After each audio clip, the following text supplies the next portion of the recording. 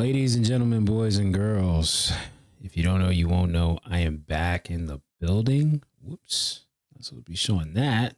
Um, Back in the building for another podcast. You know what I'm saying? Welcome back to the No News Just Facts podcast. I'm back in here. You know what I'm saying? Refreshed, should I say? I'm not sure, but shout out to everybody on Kick. Shout out to anybody watching on YouTube. Shout out to anybody watching on Twitch. So we just gonna get it cracking. We just gonna get it started. We're gonna start off with Drake. There's a lot of things I gotta talk about, but we just gonna start with him first. So Drake has dropped the Scary Hours 3 project. He dropped that back, I believe, yesterday on the 17th. Dropped it at 12 11 17 20 23. And honestly, I was gonna do a reaction to it, like to all the tracks, but I'm like, man, everybody's doing a reaction to all the tracks, so I'm just going to give my opinions of everything leading up to this point.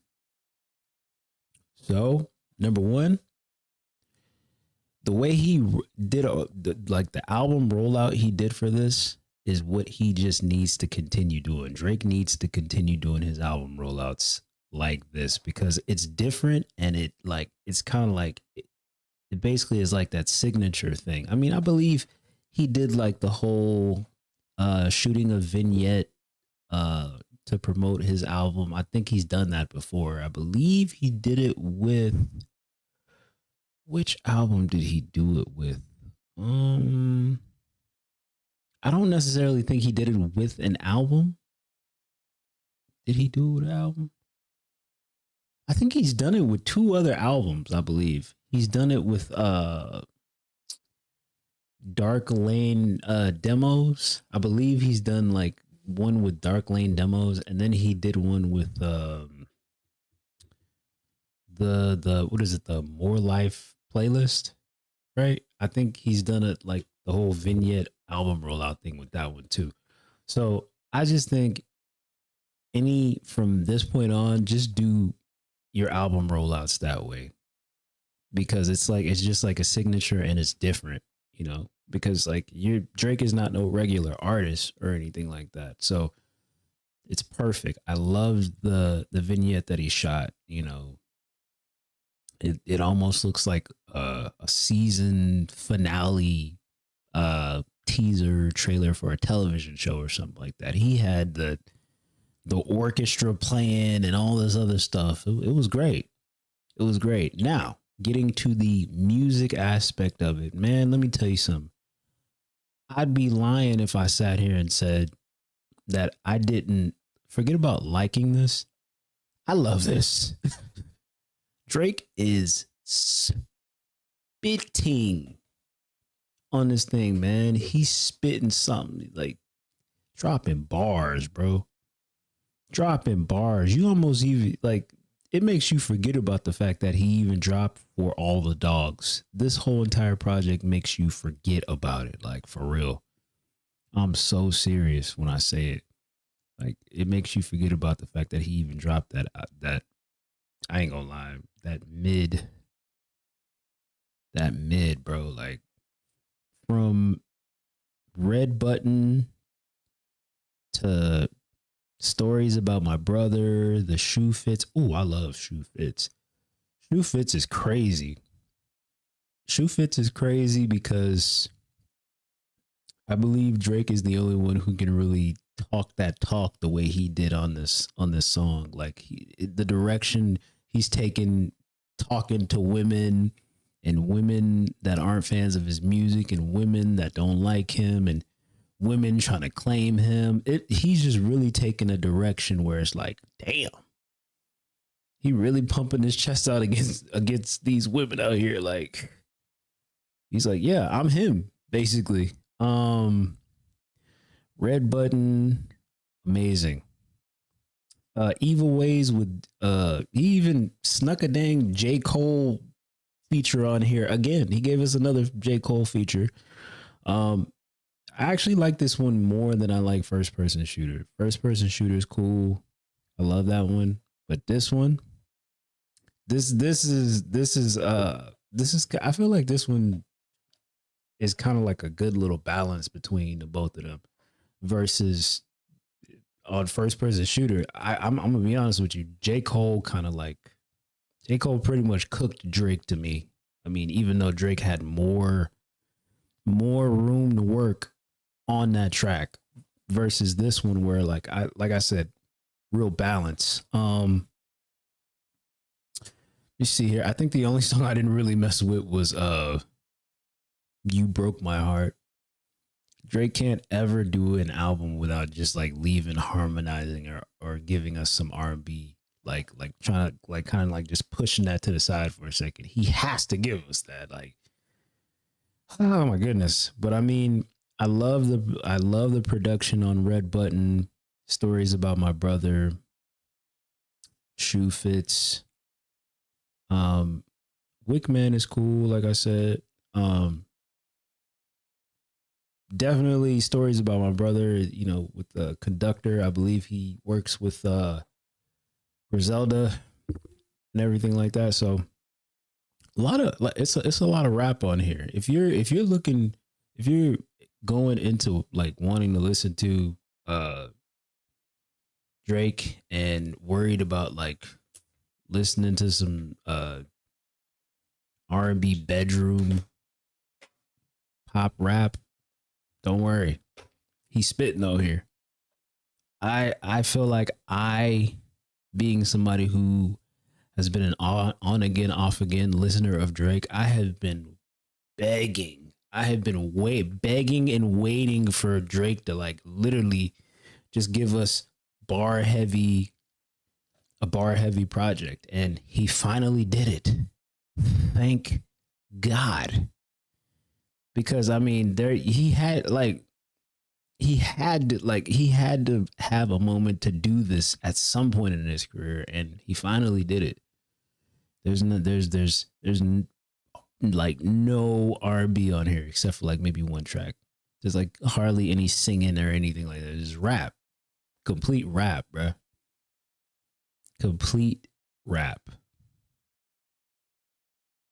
Basically, this is Drake's way of shutting out 2023, saying, yeah, there y'all go. And then, of course, he's taking shots at Pusha T and Kanye, and there's one more person he's taking a shot at. Maybe one or two more people he's taking a shot at, but definitely Pusha T, definitely Kanye. Yeah. That's how I feel about the album. If y'all want me to do a reaction, just let me know something, and maybe I'll get on Kick and react to it on there, and you can go watch it on there. Or I'll record it and put it on Patreon or something like that. I don't know, but that is how I feel about that.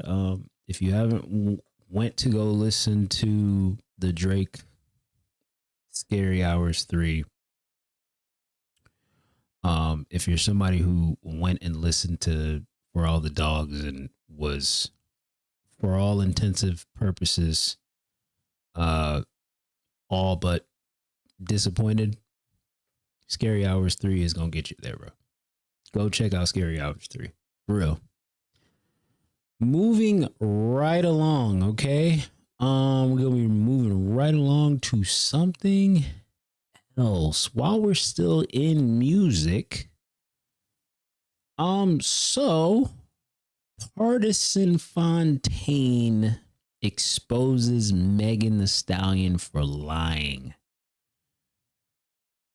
I do believe that there was another song that Megan Thee Stallion put out that I had heard. By the way, pretty good song. Pretty good song from production to the emotional lyrics. Pretty good song. That's hard to say in this day and age when it comes to Megan Thee Stallion, because I don't listen to Megan Thee Stallion because of how much drama is like surrounded around her. So like can't really get me to, as opposed to when I first heard her music and I was like, damn, she's dope. And that was before she was getting into, that was before the whole Tory Lanez thing and all that other stuff. But like as of now, I do not listen to Megan Thee Stallion. To be completely fair, there are like way better female rappers than Megan Thee Stallion.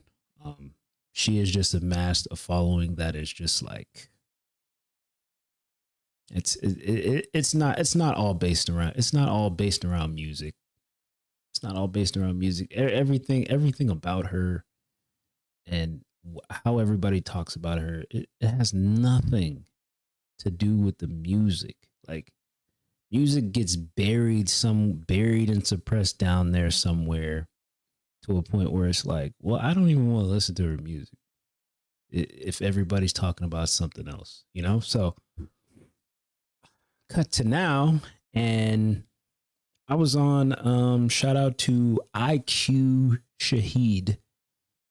I usually go on his page and he has like stuff, a lot of hip hop news and everything like that. So I came across this. I usually don't give a damn about Megan Thee Stallion or anything that has to do with Tory Lanez and her or a court case or anything like that, because I don't really care about that. Show me to the music, and if the music is surrounding anything that has to do with any of that drama, I'm not going to check it out. But I just put my ideology to the side and just went ahead and listened to this party guy. I've never really listened to his music before, but might I add, I listened to a little bit of this. Like I seen it on like I listened to a little bit of this. And might I say, man, that man got at her in the first like minute. He got at her crazy. So what we're gonna do is I'm going to play the entire track, or play what that was clipped here, and I'm gonna talk about it right after. Let's go ahead. After watching people drag your name and talk about you in unfavorable ways in order to get attention or clicks, I never thought you would do something like that to me. I'd like to apologize for no longer keeping up with your lies. Wow. Supporting your habits to tell half-truths. I hope this message reaches you well. I hope you get the help you need. Look, man, Buddy says she's being delusional. Buddy says she lying on me. She being delusional, and I'm tired of upkeeping your lies to make you look good. Damn. Yeah, I ain't gonna lie. He didn't deserve anything, any of the hate or anything like that happened with them two. Like, damn, man, that's crazy. Talk shit about Kellen, shit about Jayla and Darren. You talk shit about everybody except for the person in the mirror that's staring. You talk shit like you Keisha, then cry like a Karen. The awards that you won, money you got, clothes that you wearing. A whole lot happened in this last 2 years, but this is the part that you sharing. I just want you to tell the whole truth. When you was going through shit, how I hold you. It's gonna be okay is what I told you. I was the realest nigga you was close to, and that's real. The people that know you don't love you. The people that love you don't know you. I loved you out loud, I was vocal. Said you never seen it up close. I said, come here, baby, let me show you. Damn, so basically, man is basically saying like, you ain't gonna find another dude like me. You ain't gonna find another one like me that'll like love you unconditionally through whatever problems you going through. When she was going through all these court cases and everything like that, man, he must have really loved her, man. Damn, sucks. Sit down for a second, girl, you need to hear this. Be for real, you ain't even realistic. Got light pole, then you started posting gym pics. The things that you're doing is wow. Spend 4 hours doing glam, not a blemish. But your foundation is off, you need to fix it. Clean up your spirit and not just your image. I thought that's what you was doing with your downtime. When a snake shed its skin, it only changed on the outside. You gotta. Golly, when a snake shed its skin, it only changed on the outside. Damn. What? Golly. That man. Man, Buddy must have been hurting making this song. He must have for real been hurting making this song, bro. Emotional hurdles. Man, the work that you need is internal. When love goes bad, can't believe it. Archive pics so you can't delete it. Damn, see me with Jada Kingdom, and then you went Jada Pinkett. Saw you pop out, wish you the best. You see me pop out, start gripping your chest. Damn, thought you was on an island, healing. I guess the new album need a villain. Brand new way for you to be a victim. And you did all of this on my daughter's birthday. Ooh, girl, you consistent. Shit, I gotta love you from a distance. Same nigga that you did all the tags for the beats. You let that nigga tag, let him beat. You let me give him that when we meet. Even that, I kept discreet. No, I ain't gonna lie. I feel for dude.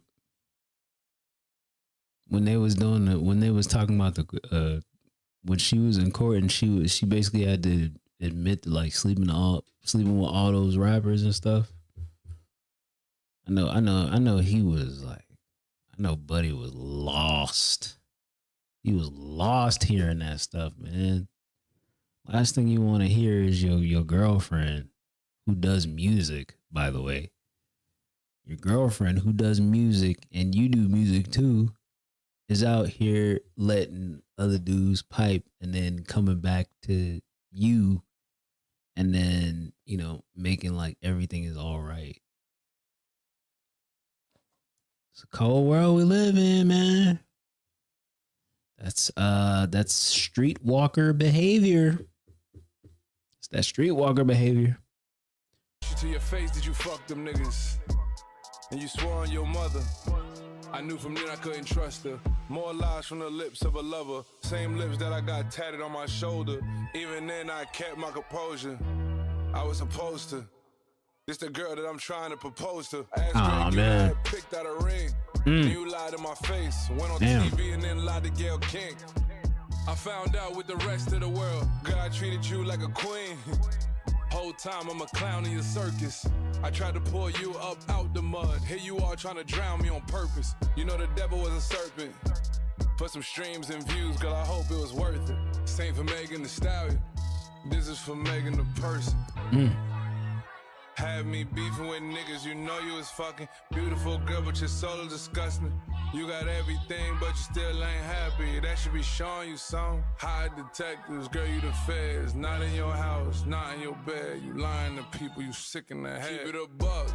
I'm not gonna lie, this I never took the time to really like check this cat out. Apparently he writes music for other people, bro. This slap on God, like, bro, this hit. I ain't gonna lie, this hit for real. This maybe we'll go check out his music. God dang, he really out here with the hit. Like he got it. This is a hit. It's a hit piece, but it's a hit as well because first of all, he getting it off his chest because I mean, don't nobody know his side of the story. Everybody know Megan's side of the story, but they don't know his side of the story. You feel what I'm saying? So like, this is a hit. This is a hit, bro. I ain't gonna lie. It made me want to go check out all his other music. For real. You could be honest. Talking about me and some dame. Like I was just out here doing my thing. Way that you painting this picture's a shame. How many times did I catch you texting them niggas? You did you first, I did me bigger. You flew out the country, ain't called for days. In my mind, we had parted ways. You was back moving awful strange. In the effort to fix it, I took all the blame. Like I always do. Apologize for shit that I know I ain't do. How you want grace and lack empathy? Even to this day, I'm not. Wasn't it like a thing where like she broke up with him and not too long after that she was like seen with a soccer player or something like that? That's how you know she don't care. That's how you know she don't care. And then this man sitting up here just having all types of thoughts in his head I don't even know how to feel, and his girl was doing him dirty, man. Crazy. Well, you know, that's probably why you should never be dating somebody who you're in the same profession with. It doesn't always work out. You like it's like people who work at the same job, like people who work at the same job, like people gonna be making up and rumors and talking about y'all because y'all work together, and then y'all are seen together, and then y'all are like seen being intimate together, or sitting having lunch together, or getting in the same car together or something like that. It's like that's the same scenario here. Like, don't be with the person who you're in the same profession with, or if you are gonna do it, like, I don't know, keep it a secret or something. Because this right here, this is very sad. This is very sad, but at the same time, this is like also showcasing bro's music, because like up until I played this song, I didn't want to. I'm gonna say it like this: I didn't want to know who Party or Partisan Fontaine, or however he says his name. I didn't want to know who he was. The only thing I knew him as was being connected to Megan and being her dude or whatever. I didn't make myself want to go check out his music at all. So this is unfortunately a way I have to find out that he's actually talented, and it sucks. Wish it could be like on a more positive note, and not finding out that his music is fire like this. Your enemy, I'm returning the vibes you sending me. I wanted me and you to work more than anything. I still want your well-being more than anything. You can still hit my mama for anything. The breakup was clean, you made it a mess. I never planned on saying anything. I see you take shot after shot, but never see you swallow a drop of accountability. Wait a minute. Hold up. Go back to that. Go back to that line, bro. But never seen you swallow a drop of I seen you just take shot after shot, but never seen you swallow a drop of accountability. Man.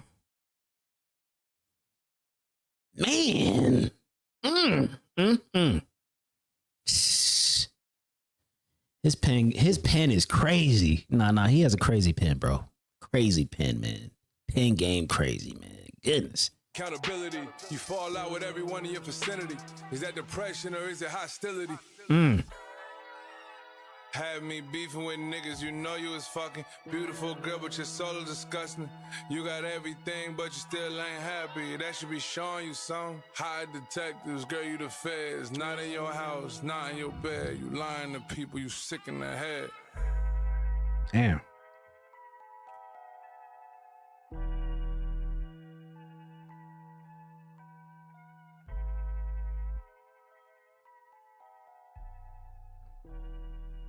I know after he got done recording that, I'm sure he felt like a weight was lifted off his shoulders. Because, I mean, like I said, man, there's always two sides to a story. And his side has to be told as well, Even though, the breakup wasn't like bitter or anything like that. This after effect that's going on right now with her saying whatever she said on her newest, I guess that was a new single that she did or whatever. I heard it. Like I said, it's cool. It was cool. But this right here, he needed to record this. Shout out to Party. I will be doing a deep dive into your music after listening to this track, because he really dug deep for that track. Pause. So, we're gonna just move on from that. Shout out to him, and shout out to IQ Shaheed for posting that. I wonder where I should go next. Let me see here. Okay, let me see here. where do I go next? Oh yeah. So I do want to look at this. Please stay away from the new generation Anthony Fantano. So if you don't know who Anthony Fantano is a music reviewer. He reviews. He's called the internet's busiest music nerd. I don't know if he gave that name to himself or somebody else gave him that name, but that is what he is known for. Needle Drop, aka Anthony Fantano, is a music reviewer. And I'm just gonna be honest when I say, this is gonna be like a rant a little bit. I used to be a consumer of Anthony Fantano's content. But specifically, when I used to watch his stuff, I would never watch the pop reviews or the electronic reviews or the rock reviews. I don't even know if he does R&B reviews. I don't think he likes R&B music very much. And whatever genre he decides to get to. But one thing that has always made me mad about Anthony Fantano is that I don't think he understands hip hop. I don't think he understands rap. I don't think he understands hip hop. I just don't think his critique of rap music is good. And that's not coming from a place of hate. That's just coming from an actual place of like, I literally think he's not in touch enough to understand rap music, like, and or relate to rap music. And that's, that's why people get on him about like, oh, ratings and everything like that. This, for me, what I'm saying right now has nothing to do with artists that I listen to that he gave a bad rating or anything like that. I'm literally saying that rap music and or hip hop as a whole, as a genre, I just don't think it's something he should be trying to review and rate. That's just me. I don't think I think after all of the rappers that he was like reviewing in the past have grown and got out of a certain demographic and or soundscape that they used to be in, there's nothing else for him to do. I mean, what's the last review I seen that he did? Let me see. I think he did like a Griselda review or something like that. Maybe a Benny the Butcher album or something like that. And I'm just kind of like, the way he sounds most of the time when it comes to like rap music, I don't know. Maybe he wants all rap music to sound like Wu-Tang or something like that. Maybe I don't know. The way it's like the way he rates pop music and electronic music and all of that is not the same way he should be rating rap music. But we're about to get into this video, and I'll just give my commentary in between all of it. So let's talk about Anthony Fantano. Loved by some, hated by many. My thoughts on him personally, he's cool, he's all right. I just think he's a little out of touch with modern day rap music. And I'd be lying if I said this was a recent realization. He's been losing me since he gave X's album a 2. And respectfully, I do got a little bit to say about his recent reviews. It's 2023, and this man wants rappers to... Okay, so the video, it seems as though that this video was made to make songs. It seems as though that this video was made out of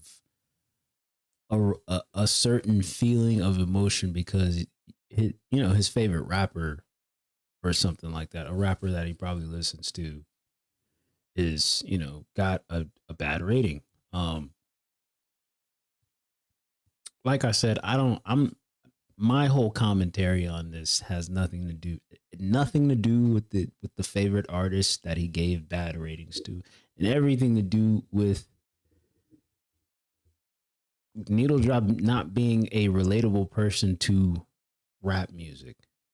And trust me, I'm not trying to like make this about race or anything like that, but like, what can Anthony Fantano, who, by the way, is like from like, I don't know if he's from Pennsylvania or Oregon, one of those places. What can he tell me? What can he tell me about Chief Keef?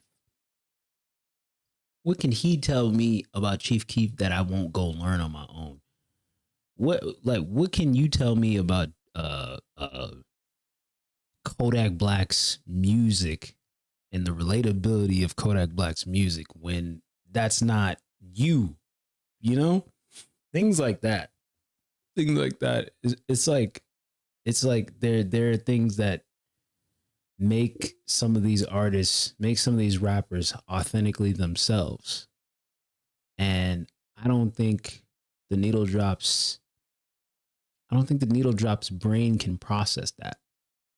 I'm not calling them stupid. I'm not calling them dumb or anything like that, but like that's just how I feel.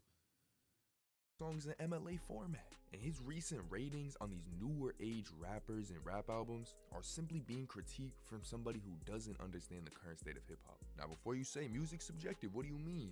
This is what I mean by that. We know Anthony grew up in a whole different age of hip-hop than the youth, and yeah, he's from like the 90s. Rap isn't the same as people in our generation, and in most of his reviews, I actually see eye to eye with him and understand what he's saying, but I just feel as if with modern day rappers, he doesn't really understand what they're even trying to sound like. And anytime he hears something that doesn't sound good to him, he'll bash that artist. Meanwhile, he's rating a project with a whole different rubric than that artist is following. Get what I'm saying? Now I got examples, and in no way am I trying to bash Anthony or his channel. He has one of the best review channels on YouTube. But with modern day rappers, and more specifically the underground scene, I'm just trying to warn it's depending. you, the second this dude starts getting really deep into it, he's about to be disgusted with the whole thing. But it's because his rating system doesn't really apply to the underground scene. And after watching a whole bunch of these, you know, that might be true. Anthony, please. That might be true. He does mostly he does do mostly mainstream rap. I mean, I don't know. He used to do underground like back in the day, like 2012, 2013. He would definitely do underground back then. I mean, he's on a bigger like platform to me now. I don't think he's like really interested in doing that anymore. Because he's bigger than he was back when he was doing like those type of reviews. Stay away from this new generation. I beg you. You created a great channel. You've been reviewing content for over a decade now. But just please cut the underground rappers, or just all the rappers for that matter, that came out after 2016. Because if you're a grown man, just stop reviewing a rap altogether. How about that? For the first time, your reaction about is that? be different than me when I was in high school bumping it with my boys. Because no matter what you put on, we're gonna be rocking with it. So let's talk about some of his recent reviews. Now I'll start with a mainstream artist, not even an underground artist. I'm gonna start with Gunna's recent tape. Okay.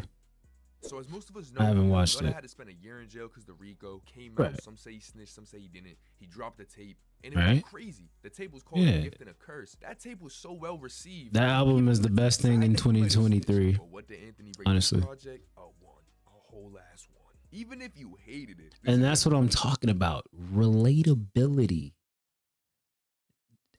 Anthony Fantano cannot relate to Gunna and his street rap, I'm not even gonna call it street rap. It's fashion rap. What type of music? What type of subject matter does Gunna talk about? He does talk about street. He does talk about street stuff. He does talk about fashion stuff. Talk about women. You know, swag. He's Gunna is swag rap. So it's like I'm not expecting Anthony Fantano, aka the Needle Drop, to relate to swag rap or fashion rap or, you know, rap that can be played in a strip club. I'm not expecting him to understand that, you know. And this is not the first instance of this. So let's keep going. I don't think he really likes hood rappers, to be honest with you. I don't think he likes street rappers anyway. So at least a 5, bro. What the hell? But you know, it's not even the one that's crazy. It's what he says that shows how truly out of touch he is. But in reality, Gunna actually has some options here. First off, he could say, you know what? I'm out.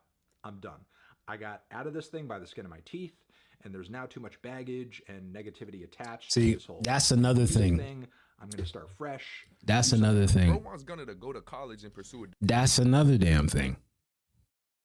That's another damn thing. I don't want to ever I don't want to ever hear. And I think he has a video somewhere on his other page or something like that talking about court cases, and he was talking. There's literally a video of Needle Drop talking about the YSL case. Dude, you're a music reviewer.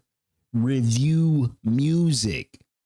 Don't drift and get away from music and start talking about some other stuff that you very well don't really know about. Like, come on, bruh. Come on. You sitting up here talking about the YSL case. If you're sitting up here talking about anything about a rapper who is going to jail or potentially going to jail or anything like that, what are you doing? You're a music reviewer. Review music. Like that makes you look goofy. That makes you look goofy. I'm in no way trying to like step on this man, but like, come on, bruh. Come on, that's not you. You don't talk about you don't talk about rappers and the potential time they're gonna be getting in prison or anything like that. Come on, man. Come on. Who are you? Mo Gangat? No. Different career. Why would Gunna give up on music? I'm being so real. That's not even a thought of It's mine. weird to me. Thinking what Gunna was gonna do when he was getting Needle out. Drop talking about Because court Gunna decided cases. to make music again. This is how Anthony took it. Else. However, I think the temptation to milk more money out of this mediocre rap career That's crazy. is too great. He's Wow. not going to do that. Bro, what? Oh my goodness, bro. These artists, stop playing with Gunna. But he wasn't in high school when Drip Season 3 came out, so I get it. He wasn't getting smacked. He probably wasn't even. It probably wasn't even on his radar. Calling him mediocre, bro. He's had a major hit every year, and I'm speaking just facts. If you look at the billboards, this man has had a song that's had over 100 million streams each year since he's came out. But most people who are fans of modern day rap know that. Yeah, and we don't play with Gunna. But he continues to bash Gunna for things that simply a fan wouldn't even ask from him. But then he critiques something about him that just didn't make any sense to me. Much of a vocalist, a songwriter, a sharp lyricist. His flows really aren't that catchy most of the time. So why are you reviewing it then? Nobody's got flow like Gunna. What does this man mean? Why is he reviewing it then if he's critiquing it? Like, this is what I keep saying. This is what I said at the beginning before I started this video.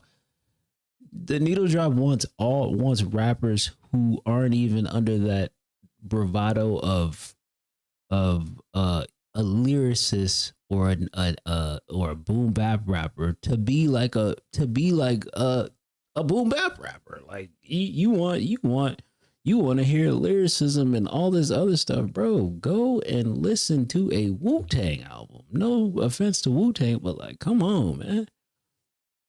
Let's call it what it is. You don't like street rappers.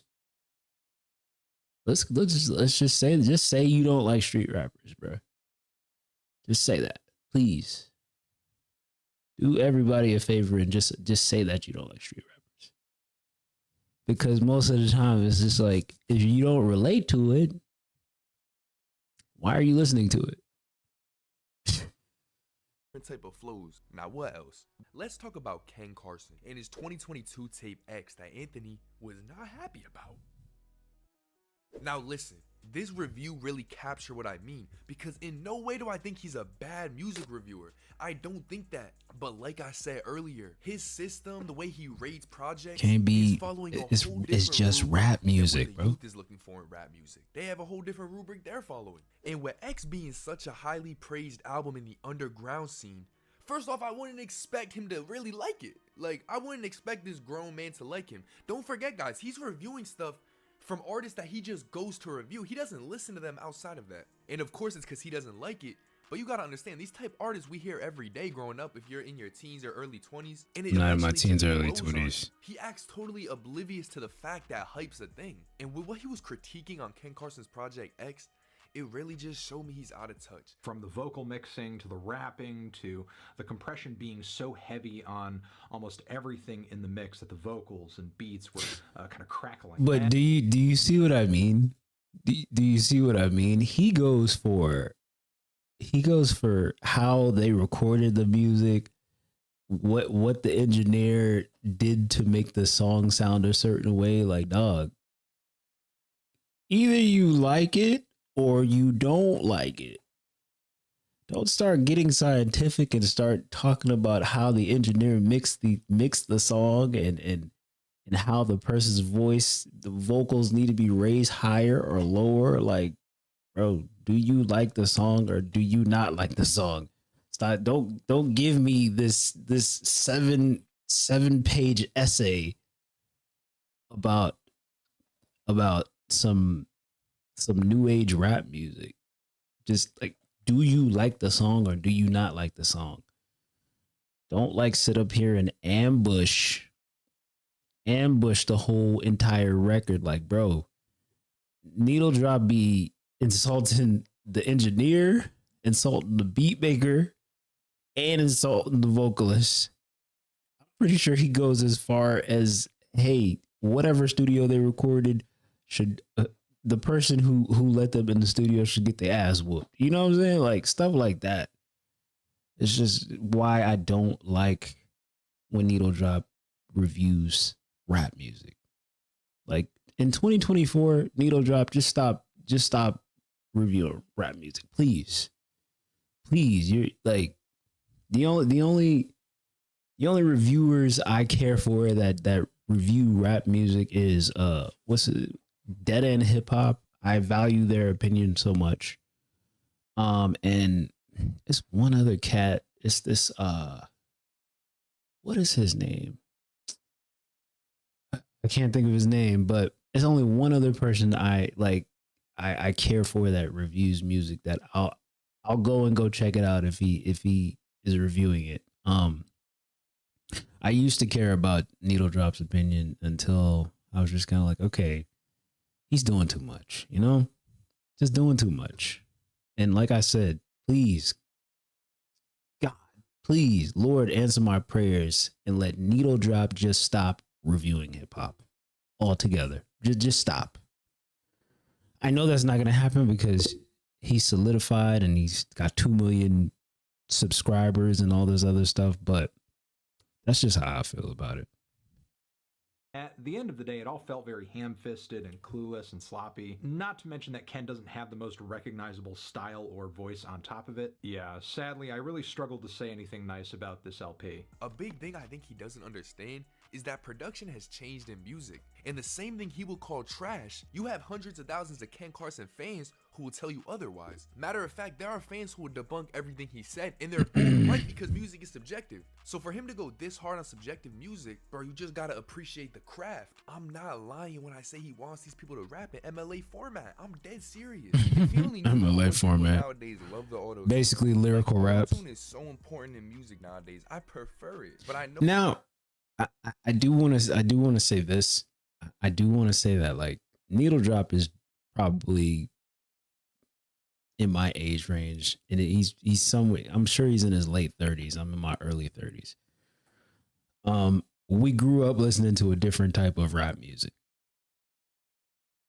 but I'm not gonna sit here and say like I hate every single aspect of the newer rap music. I'll just say it's not my cup of tea.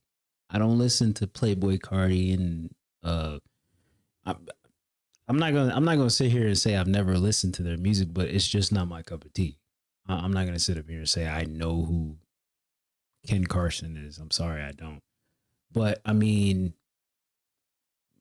you know, more power to him because he's making money and he's I'm sure maybe he signed to a record label or something like that. And, you know, he's a black man making money. Shout out to that. He could be out here doing something completely different, something completely different and completely negative.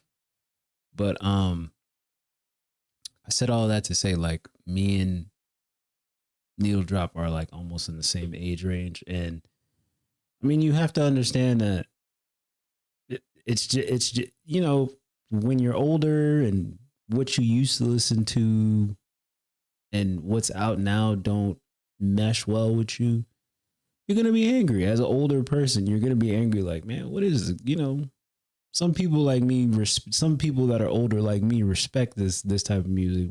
Even though, you know, most of us aren't going to go listen to it. I'm not, you know, this is all that. This is hype music. This is jump around music. I don't really do jump around music. You know, my version of jump around music was Waka Flocka. So a kid now, his version of jumping around hype music is Ken Carson or what's his name? I can't even think of his name right now. It's terrible. And there's a song I heard from him that I actually like. I can't think of dude's name right now. He was on the Double XL freshman cover. I wish I could find. I can't think of his name right now, but you know, people might like Playboi Carti or Ken Carson or any one of these newer cats. You know, it's just not my cup of tea. But I think that would be a reason why Anthony Fantano either doesn't go and review those guys or he gives them bad ratings. Because maybe a bunch of people suggested, hey, you should go listen to this rapper or whatever. And he goes to listen to it and it's just like, well, I'm not so happy that I went and, you know, reviewed this and y'all was just bombarding me with requests to review this. Or I was seeing a whole bunch of people talk about this person on Twitter or something like that. Know somebody who's just 10 years older than me wouldn't have the same opinion. He would go on Exactly. to rate this project a 0. Even some of his comments under these new age art reactions and reviews. Damn, bro. You know, people are even saying, man, you're a getting 0? Respectfully. I ain't gonna lie. Why did he even review it? He doesn't talk about too many underground artists. I'm surprised he made a Ken Carson and Destroy review, but it's because they got the Cardi cosign. But the second he starts listening to Jace, Sofago, and he starts getting into all these rappers, and I don't even want to think about if he got into Young Fazo, Rich and Mary. There's no reality where he would. I have no idea who any of those rappers are. If you look at his channel and look, what I don't know who any of those rappers are. I'm not all a fan of this type music. You could tell by when he ranks his favorite projects of the I told you. Things like that. I know this from years of listening, from years of watching this guy. He doesn't like. Thinks it's all Future and Young Thug clones. Which, don't get me wrong, you know? This current day is definitely influenced by them, but until he realizes that music nowadays, especially a lot of these new underground rappers, they make music trying to catch a vibe. Like, we're really just getting faded and listening to this music, and we're not listening to it expecting some crazy ass lyricism or some mind-blowing storytelling. To Anthony, a monotone voice flowing on a beat infuriates him. Bro, I love that. None of these dudes are my favorite artists. I'm not speaking in the perspective of a Destroy Lonely fan, a Ken Carson fan. Y'all wanna know who my favorite rapper is? Rallo. But I understand the youth. I understand where the youth hears most of their music. I don't know. I'm not a fan of Rallo. Clips, which is why these Ken Carson and Destroy Lonelys blew up, but he doesn't get it. These underground rappers, a lot of them didn't have Kanye come-ups where they deadass had to prove themselves. They had to write the hardest lyrics and everybody would be shook. Nah. We ain't doing that no more. I ain't gonna lie, bro. Just started making the lyrical rap, like, bro, the lyrical rap slander that he just gave is crazy. I ain't gonna lie. That's a little crazy. Like, respectfully speaking, bro. Like, that's what we're familiar with. That type of like grind and hustle type artists. Kanye, 50, Eminem, Busta Rhymes, even, like, where they had to, you know, prove themselves on different records. DMX, like, it goes deep, bro. Like, it goes deep. Drake and Kendrick and J. Cole and, you know, just a bunch of rappers who had to prove themselves. These artists nowadays are living off the glory of Playboi Carti and Future and whoever else either uses a beat that's 2 minutes long or 2 minutes, 2:30, using auto tune and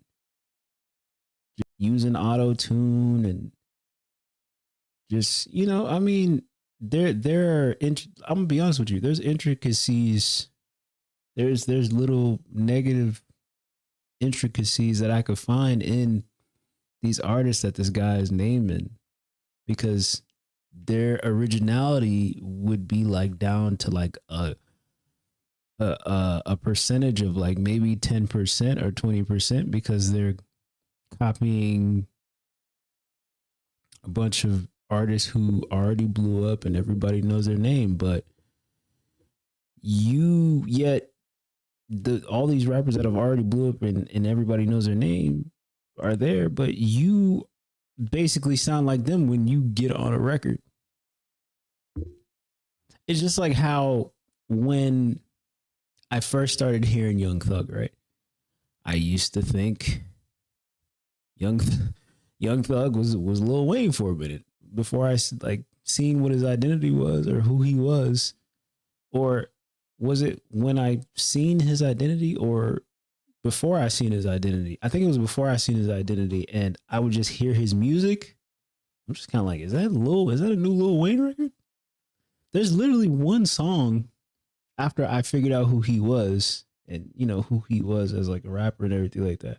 It's this song with him, Travis Scott, and Rich Homie Quan when they were still cool with each other. Is it Mamacita? On Mamacita, Young Thug literally sounds like Lil Wayne on that song. Don't believe me? Go check it out. But for a long time, I really thought Young Thug was a Lil Wayne clone, to be fair. So, I mean, like I said, this video is really off of emotions of like, Anthony Fantano not being in touch with newer rappers. If it was me, I would have made the video more geared towards just rap in general. You already know how I feel about that. Music and had your song blow up on TikTok and be thrown in the industry. Rather than OG days, these artists had to go to open mics. They had to sell their CDs just to get their name out there if they didn't have hype in their neighborhood or nothing. So when you think of it like that, it's no surprise at all that rap music's changed. And we know change in rap means going against what's comfortable, what sounds good, what the mainstream era is used to. And I think just seeing Anthony not really get the vision of Is that a lean bottle? Rappers, it really crazy. shows you that rap is evolving. And if everybody always played it safe and tries sounding like everybody else, then rap music would never evolve. But when that change starts happening, there's always going to be people who instantly critique and judge the sound without fully understanding what rubric that artist is following. That's why I keep using the term rubric. And just like Ken Carson, he also feels the same way about Destroy Lonely, ranking both of his projects a 0 and a 1. Like, you got millions of people streaming these albums who are genuine fans, and he's gonna rate it a 1. Is he really about to sit there and act like all of our opinions are wrong, or is he just out of touch? I'll give you guys a few. Well, it could be a basis of, yes, he's out of touch, but I'm going to use his words and I'm going to say, so what? Why do you care? The internet's busiest music nerd is like nobody to somebody who's an artist. Why should you care if some napkin man from Oregon or Pennsylvania or wherever the hell he's from, why should you care that he's rating music, rating your generation's rap music and giving it low ratings? It's his opinion. It's his opinion. Am I saying that he's the sole proprietor of rap music and his opinion is the one that should be taken at the highest mountain of regard? No, not at all. It's because whatever he likes, he puts on a pedestal. Like I said, I think he's amazing at reviewing pop music. I think he's amazing at reviewing electronic music, rock music. But when it comes to rap music, I don't never want to hear his opinion. And the person who made this video, bro, you shouldn't even take nothing he says about some of your favorite artists to heart, or even pay attention to it at all. You know, I mean, it's his opinion at the end of the day, and his opinion isn't the end all be all. You know. More examples. On his Lucky video, where he reviewed the album Flawless, I'm pretty sure it's called, he goes on about Lucky's career and having nothing to show throughout his 10-year journey. And I don't know if Anthony's right. Maybe I'm really just a fan of these horrible artists, but man, he has a great legacy. The past 10 years, Lucky's been running it. I've been a fan of Lucky since 2016. I've heard of Lucky, but I've never listened to one song from him.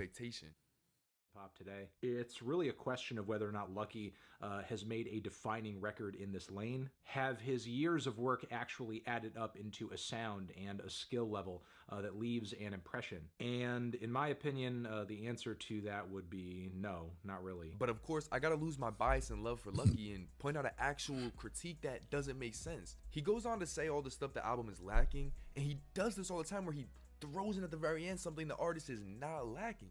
Who may not be able to count a silver tongue as a part of their arsenal. Maybe they make up for it by being able to sing, or have an ear for a hook, or interesting production choices.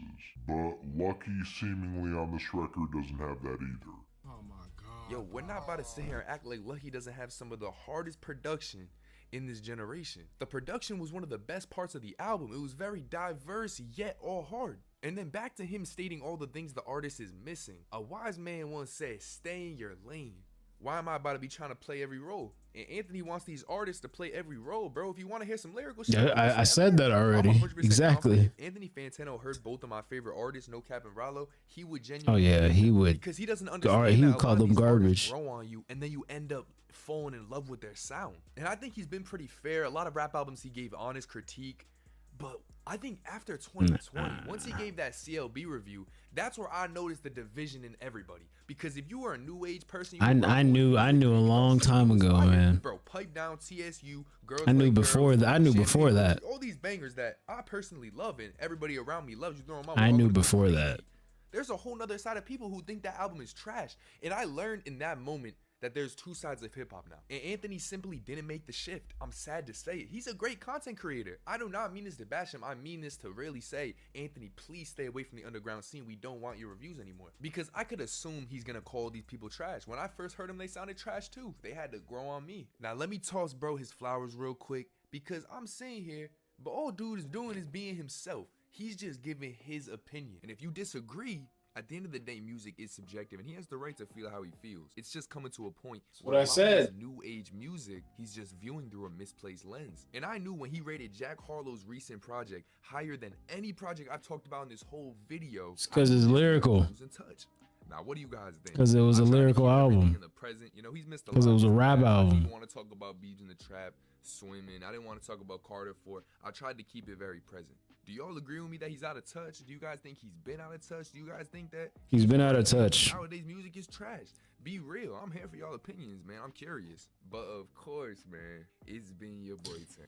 I think the way the music industry has like turned since like 2012 and 2013, 2014, 2015. I think that has a lot to do with what how Needle Drop reviews his music as well. Like I wouldn't even call all those mumble rappers really. I wouldn't even put them in the same category as the other rappers he's reviewed that are like more lyrical. He gave Jackman a 5 because it was actual lyrics. It was lyrical, and it wasn't like, you know, how newer artists nowadays, and I'm not sitting up here trying to hate, but how newer artists do nowadays, they just, it's almost kind of like they're advertising the production. Advertising the production, less lyrics, more harmonizing, shorter songs. And it's like right then and there, you're wasting the beat on harmonization, auto tune. Like, I don't necessarily, like I said, I maybe I sound like an old head, but like not everything I hear in the newer generation is good. Um, but more power to anybody who listens to all those artists. Shout out to y'all. I mean, rap is a young man's sport, and it's always going to be that way. And rap is always going to evolve. And who knows? Rap might leave from the harmonizing, whatever it has going now, and it's going to do something else. And, so rap is going to go full circle. It's going to be like probably 3 or 4 years where rap is doing something completely different than whatever it is doing now. Of course, the rise of AI rap is winning and everything like that. So, I mean, yeah, Anthony Fantano is definitely out of touch to me. But not on the basis of like just underground rap or mumble rappers or whatever you want to call it. I just think in general, I don't think he's really good at doing rap reviews. And anybody can disagree with me if they want to, but that's just how I feel. I don't think he really does. He's somebody who really does good rap reviews. That's just my opinion on that.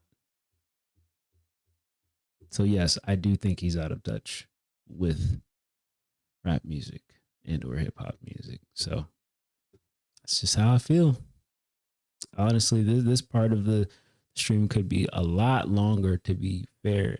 If I really got off everything I wanted to say about Anthony Fantano, I would be here for like 2 hours trying to think of a right way to say it without it sounding like I hate him or something like that. But yeah, man, that's how I feel about the situation. Definitely how I feel about it. So we're just gonna go to something else here. Let me see here. I did want to get into the Diddy and Cassie thing. Let me see here. So, of course, the news came out that Cassie was suing Diddy for grape charges. She was suing him for what is that, like $30 million or something like that. It was a lawsuit for $30 million for grape allegations. And yeah. I know Chiggs is in. Beyond the fact that Diddy has many different accusations made against him, throughout the tenure of his career. This is one of those ones that was serious. And I didn't really want to warrant a commentary on it, because I'm like, I want to just wait until everything comes out. Because, grape allegations or something that's serious, and that's not anything to play with. And there are a lot of things we don't know about Diddy, and the whole thing with Keefy D and everything like that. I'm sure he's already in enough trouble and has enough going on with that, and whatever other lawsuits and cases that he has pending, and or that I don't really like to get into. I don't really like to get into court case stuff, because everything is just all rumor until a judge confirms it, or everything is all rumor until whoever Diddy's lawyer is can put whatever he wants to put out into the public. So whatever narration and perception of him is out there can be swayed somewhere. But yeah, if you didn't know, Cassie and Diddy dated for mad long. Diddy was with Cassie for a long time. I don't know, 7-10 years or something like that. She was with him for like a long time, really long time. And I believe she was detailing things that were happening while they were together. And opening, grand closing. The bag has been secured. Well, that was fast. After Cassie came out yesterday and accused Diddy of rape and also physical abuse, both parties have now announced that they have reached a settlement. Now, the terms of that settlement have not been disclosed. That's crazy. But according to previous It's probably not going to be Cassie disclosed. wanted 30 M's. Diddy told her no, but I could give you 10. So Cassie said, I bet. Watch this. She went public with the lawsuit, which in turn forced Diddy's hand to settle with her a day after. Now, this brings up very interesting points. Did Cassie want justice? Or did she want her money? If you ask me, I think it's obvious she only wanted the money from Diddy. If Diddy would have paid her that 30 M's that she was asking for, we would have never heard any of this. Which is why you guys always gotta remember, do not get emotionally invested in these stories. Everybody began to rally behind Cassie. A lot of the bad boy former artists came out and spoke out, saying, I told you guys so. I'm proud of you, Cassie.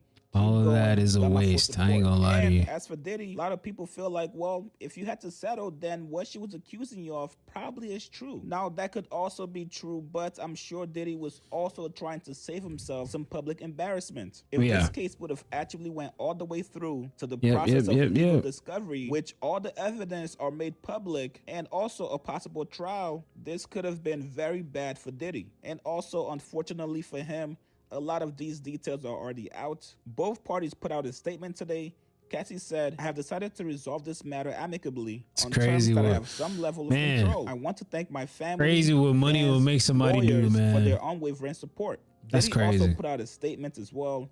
He said, we have decided to resolve this matter amicably. I wish Cassie and her family all the best. Love. Now, I'm very curious and interested to see what Diddy's gonna do next. Do you lay low, fall back, chill for the rest of the year to let time pass and have everybody forget about this? Or do you now rush to the nearest, biggest public platform to put your side out there, speak to the people and let them know that you're not this monster that this lawsuit claims you are, and hope that people actually believe it? And also, which media platform is going to be courageous enough to take that Diddy his own platform? Martinez, you guys tell me in the comments. What below. You mean? Diddy has his own platform. He's gonna get on. He's gonna get on his own network, Revolt, and push out a narrative to push him away from anything that has to do with the R word.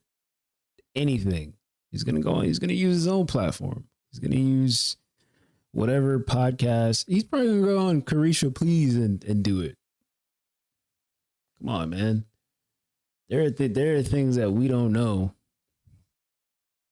There are things that we don't know that Diddy has had or is going through in his life, and only God knows. I'm not gonna sit up here and put up any narrative or let's say allegedly next to something. I'm not gonna do that.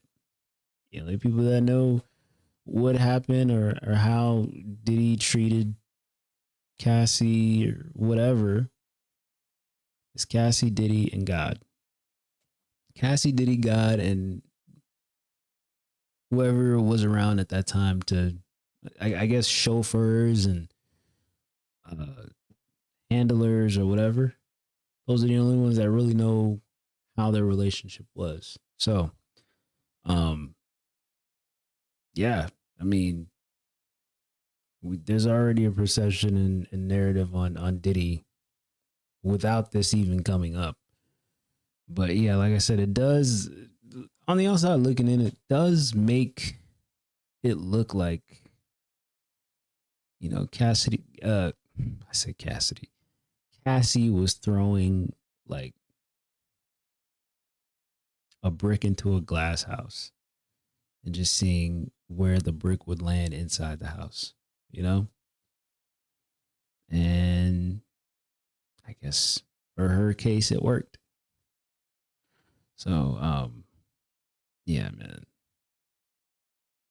there's gonna be a way to distract yourselves from what was put out on the internet as far as his name being attached to something like that, and it being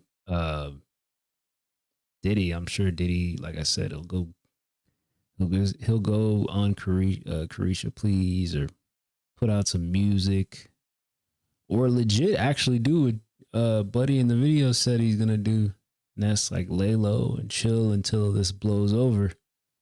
I was really sitting up there thinking, Diddy about to go live on an island or something like that where they can't get to him or something.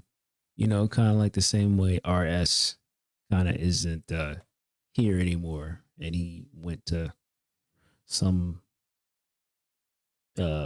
island or something like that, and he doesn't live in America anymore. But yeah, man, that's how I feel on the Diddy and Cassie thing. But for real though, this is probably worse than Will and Jada. To be fair with you, I mean, like, it's just so random coming out at the end of the year like this. Very random, very random. They really gotta. They owe us. I feel like Diddy and Cassie owe the public an apology for making them be invested in something like that, and with the serious allegations that are attached, that were thrown on Diddy or whatever. You know, like I said, we don't know nothing. We all just chatting. That's really what it is. And I'm glad I didn't go make a video about this too. Thank God I didn't go make a video about this. That's how I feel about that. Let me move on, segue to something else. Oh yeah. So we're going to go ahead and let me see. We're gonna go ahead and look at the, man, this whole thing right here is sad. Joe Smith and his wife Keisha, as you know or don't know, the whole controversy has come out about Joe Smith. Joe Smith and his wife was having an argument or whatever. And, she started recording, and, he had just found out while they were recording, or maybe before she started recording, Joe Smith, that, hey, she has an OnlyFans or whatever. Come to find out, if you do enough digging, you find out that Joe Smith's wife, Keisha, was a porn star. She was a porn star, a mattress actress,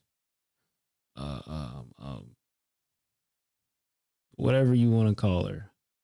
She was doing that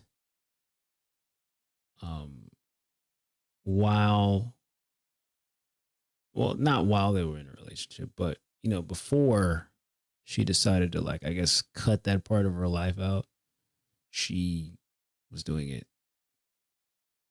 And then it even goes further than that. She, after the whole thing with her recording him and him finding out she has OnlyFans, she's basically doing the rounds, man. She's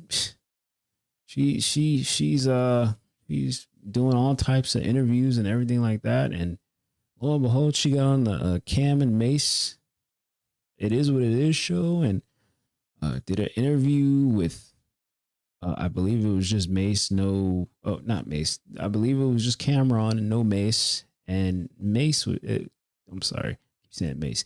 Cameron was just asking all types of flagrant and wild questions. I'm like, man, this dude, like, bruh, she's married. Like, she got a whole husband. But I mean, the stupid part is she's entertaining all these questions this man has and everything like that.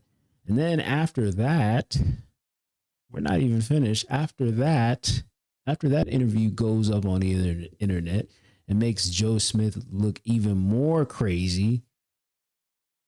This woman is supposed to be his wife, making him look hella crazy out here. You know what I'm saying? I mean, it's not enough that, they've fallen on hard times or whatever. And it's like, my wife is out here showing her, you know what I'm saying?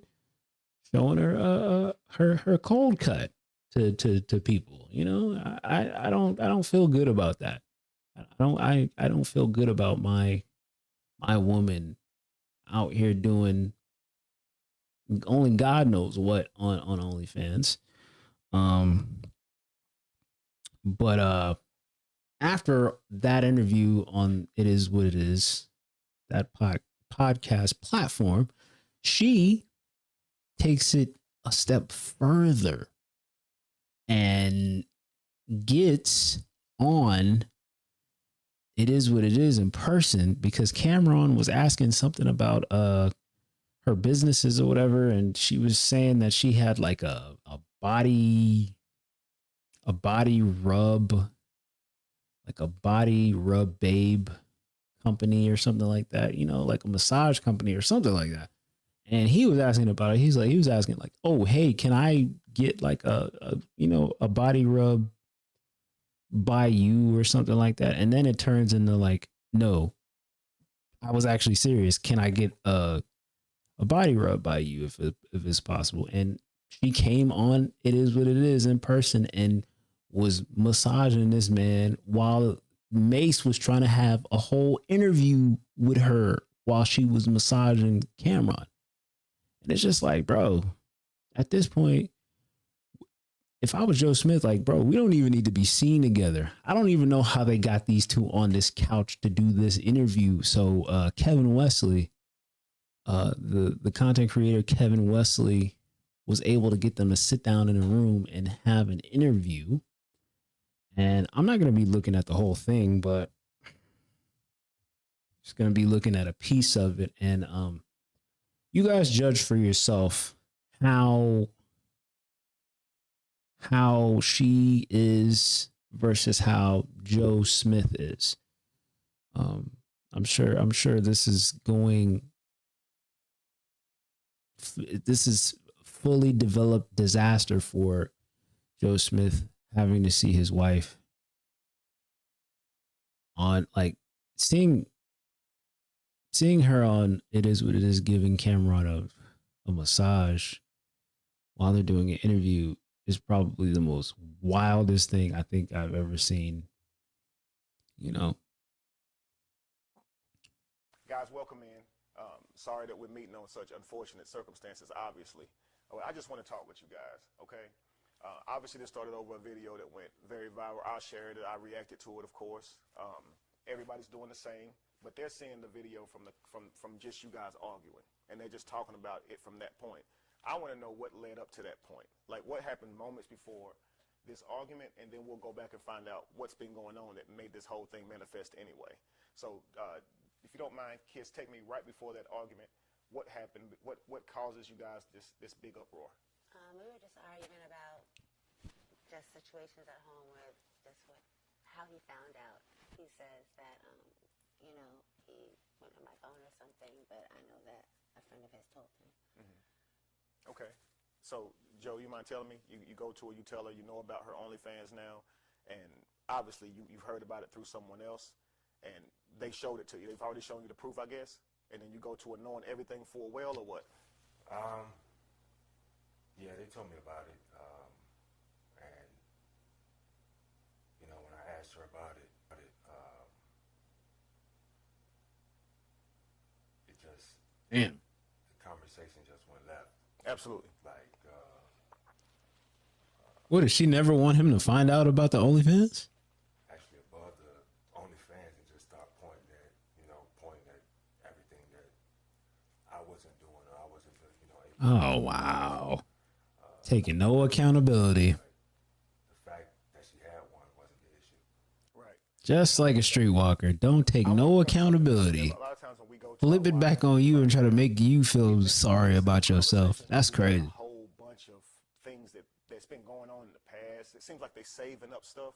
It's kind of how their mind works. Okay, so we feel like they're being unfair, right? They're talking about subjects that we didn't bring up, right? They're switching the narrative. It's somehow coming out to be your fault. It's a lot of times because women are not as confrontational as men, right? Now, a masculine trait is to fix problems within your family, fix problems, period. Well, women necessarily don't really have that. So she holds it in, have a problem, you're going to say it. For her, a lot of times she's going to harbor it, and then it just comes out whenever you confront her about it. It's kind of like if you squeeze a lemon, what's going to come out? Lemon juice, right? So if it's at that time you're applying pressure to her about anything you're upset about, what's going to come out of her of what she's been thinking, how she sees it, probably what she blames you for, and all these types of things, right? And it's going to be difficult to work with that conversation. That's why I say conflict resolution is a skill that both people must really work to have, because you got to deal with each other and get through Look, problems, right? I just want to like stop it right here. From the moment that this interview has started, she has been like staring off into like utter space. Like, do you see? Like, Joe Smith is at least turning his head to look at the interviewer, right? This whole entire time, this man has been talking, the interviewer, the mediator, whatever you want to call him. She has been staring off into dead, like staring off into space. It's almost kind of like, I don't care what's going on right now. But when he asks me questions, I'm going to say what I'm going to say, or I'm going to respond to whatever my husband is saying, in the way that I feel is correct. She's probably trying to gather herself together, because she don't know how to, maybe she's not really taking a liking to what, Mr. Wesley is saying. The first thing I noticed about the video was it wasn't the issue that everybody seems to be making it about, being on OnlyFans. I promised you, and you tell me if I'm wrong, but it seems your issue was that the fast blinking. She's irritated. Right. She's irritated. Probably one of the first things I even mentioned on the video. Her body language is everything I need to know in this video right now. Right after you did it, or she don't got to say too much. I'm your partner in this relationship. Absolutely. So at some point, you would think that out of respect that you would come and discuss it with me. Absolutely. Now, before I hit the video, while it would seem simple that she should have this conversation with you, here's what I mean by there are a lot of other things that goes on in her mind, and why that may not be as simple as you think it is. Now, it may be something that you don't want to hear, but I want you to just try and hear her, right? Kiss. You guys, you said already in the video that you guys were going through some financial things, right?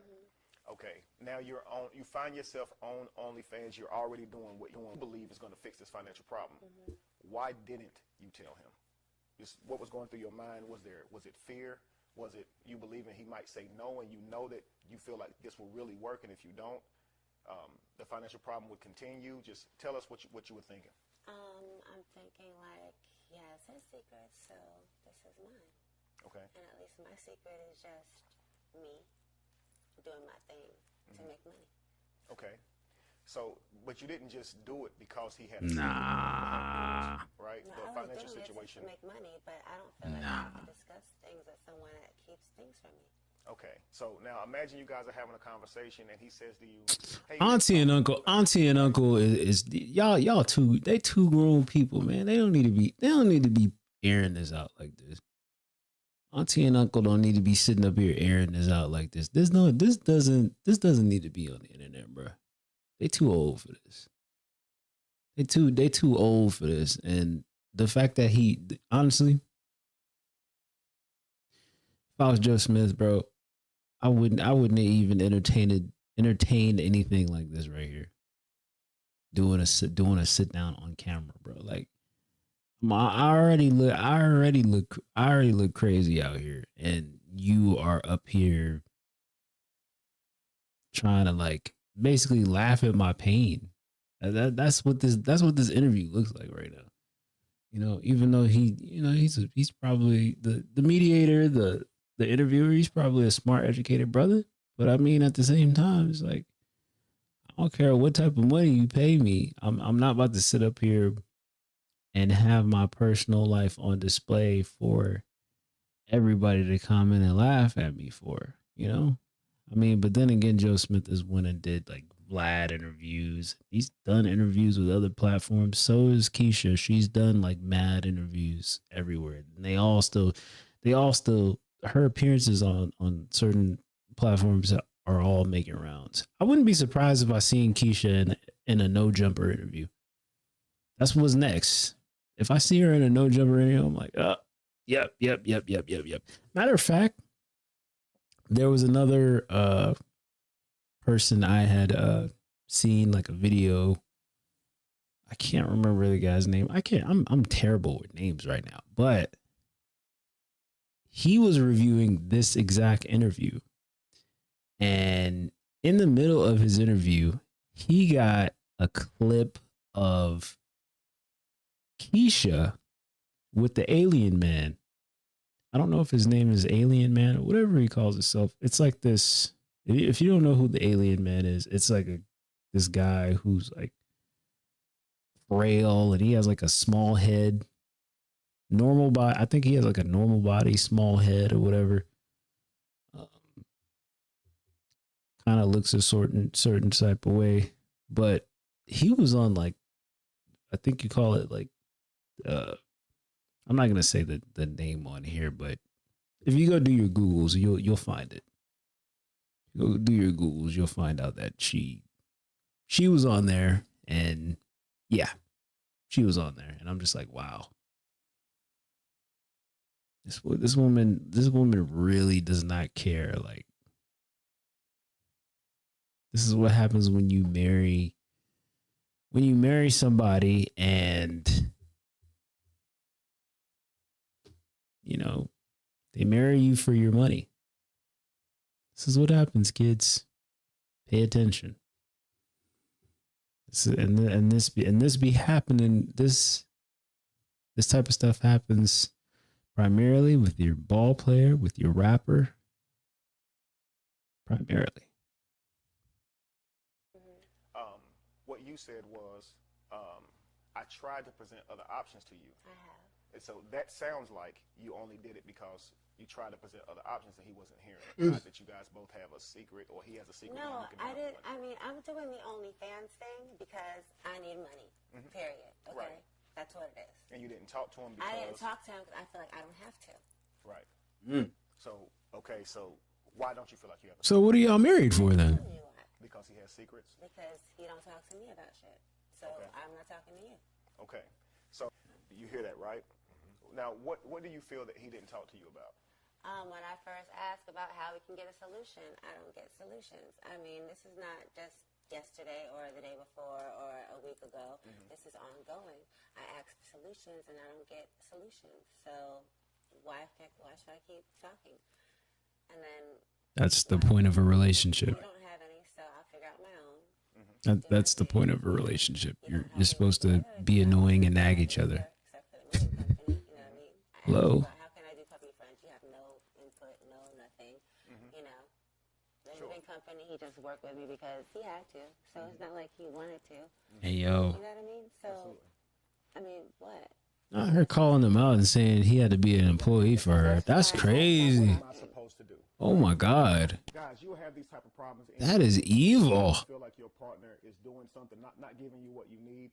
And oftentimes you'll think, well, why don't I just behave that way? You've heard it being said, right? Two wrongs don't make it right. Of course. Most people have to be working together to resolve the conflict. Oh yeah, she's irritated. She's irritated by dude. Definitely. Many failed arguments. So when you guys say, hey, let's just not even continue the argument, I think you should look at that as both of you guys failed, because those problems don't just go away because you stop talking about them. You heard Kiss say in her most honest voice that she looked at him and she said, okay, I presented him with some options. And when he didn't respond back with anything, the way she just looked at him, I felt like he's keeping secrets. So if he's doing that, then why do I have to? Now, you can wait a minute. Go back real quick. Go back. Let me go back real quick. Nigga, that was funny as hell. I ain't gonna lie, that was funny. Now, I say a divorce or a separation is boy, she looked over at him so fast. Failed argument. So when you guys say, hey, let's just not even continue the argument, I think you should look at that as both of you guys failed, because those problems don't just go away because you stop talking about them. Now, you heard Kiss say in her most honest voice that she looked at him and she said, okay, I presented him with some options. And when he didn't respond back with anything. okay, nigga, I don't like you. I feel like he's keeping secrets. So if he's doing that, then why? That's do I have to funny. talk to him? Now you can In her understand most it, honest voice. but you can also see how that would be counterproductive because what happens is when Joe finds out, he's absolutely upset because she didn't talk to him. Now, when this happens, he's not realizing that he somehow manifested this by not talking to her. Because when he didn't talk to her, I'm sure it wasn't for malicious reasons.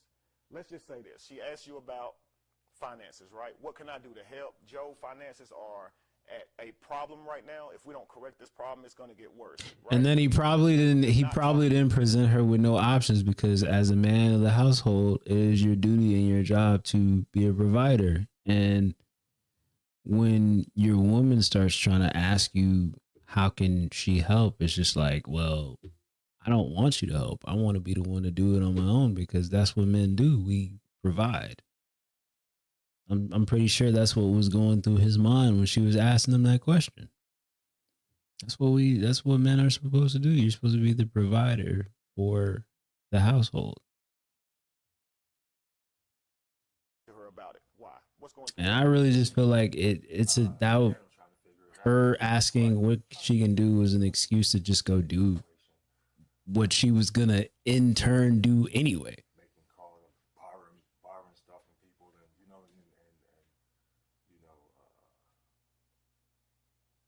kind of embarrassed about the situation. Embarrassed? So I'm trying to Had to put your pride to the side, yeah. what can I do to make things better, make it a little bit easier. Right. So around the household. So I mean, it's not that I don't want to talk to her. It's just the fact that I'm trying to figure it out my damn self. Men, you can't tell me you don't understand where this brother comes Exactly. from. You've got life figured out, seemingly, right? When you met your wife, you had it all together. You was balling, right, at the top of your craft, getting money. You think life's going to always look like this, right? Wait, he didn't meet me at the top of his craft. Okay. Oh man, come on now. Somebody else that was with him at the top of his craft while he was balling that created the situation. Wow. You know, I just came in to try to help clean up, but you can't clean up when someone. Boy, God don't like ugly, man. Let's just say at one place in his life, he completely. This needs to be rectified, man. Goodness. You that way. He was at a stage. They just need to go their separate ways. If she, man. How we can't get back to that when I'm such a force. I'm a pit bull. Well, again, it's something that you have to learn with trial and Exactly. error. So let's just say at one point She tripping. himself, his own physical abilities. She's a pit bull. The wealth in his life, right? What does that even mean? He would get comfortable with that. That would be the way he moves, right? Now, after the league, after the game, it's a little bit difficult now to manifest that same income. You learn now that probably was the most money you'll ever make unless you figure out some new way to make money at a high pace like he was, right? Right. So a lot of players that go through that, number one, you putting time, effort into your craft to even become that good, right?